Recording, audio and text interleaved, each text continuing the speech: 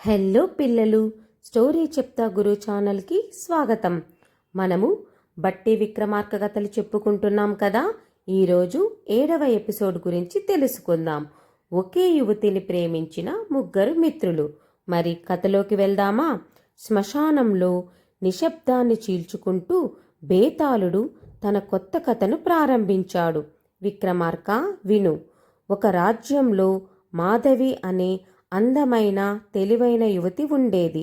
ఆమెను ఒకే గ్రామానికి చెందిన ముగ్గురు మిత్రులు ప్రేమించేవారు.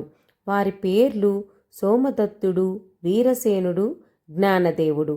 ముగ్గురు మాధవిని వివాహం చేసుకోవాలని కోరుకున్నారు.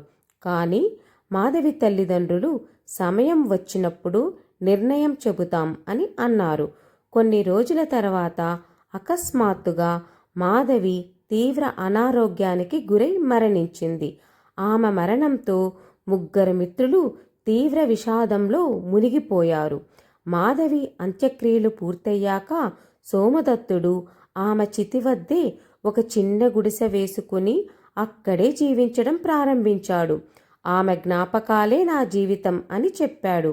వీరసేనుడు మాత్రం మాధవి అస్థికలను తీసుకొని పవిత్ర నదుల్లో నిమజ్జనం చేయడానికి తీర్థయాత్రకు బయలుదేరాడు.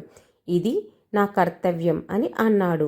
అయితే జ్ఞానదేవుడు ప్రపంచమంతా తిరుగుతూ ఒకరోజు ఒక మహర్షి వద్దకు చేరుకున్నాడు.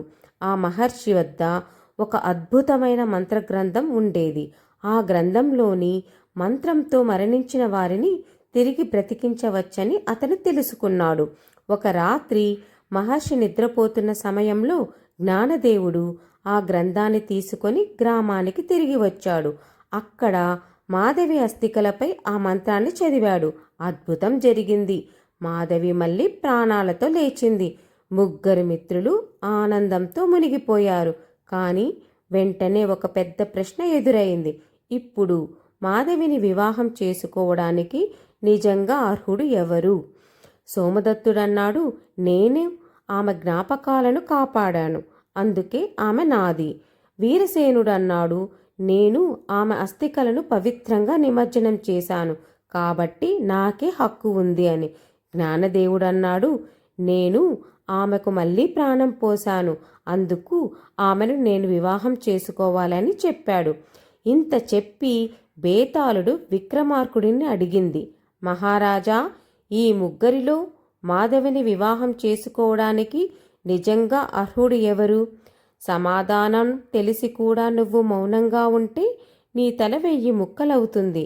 విక్రమార్కుడు ఏమి సమాధానం చెప్పాడు? సమాధానం తెలుసుకోవాలంటే ఎపిసోడ్ 8 కోసం చూడండి. తదుపరి ఎపిసోడ్ విక్రమార్కుడి ఆశ్చర్యకరమైన సమాధానం. బేతాళుడు మళ్ళీ చెట్టుపైకి ఎగిరిపోతాడా? మాధవికి నిజమైన భర్త ఎవరో తెలుసుకుందాం. చూడండి ఎపిసోడ్ 8లో. అంతవరకు మన ఛానల్ని సబ్స్క్రైబ్ చేయండి, లైక్ చేయండి, షేర్ చేయండి. Until then bye.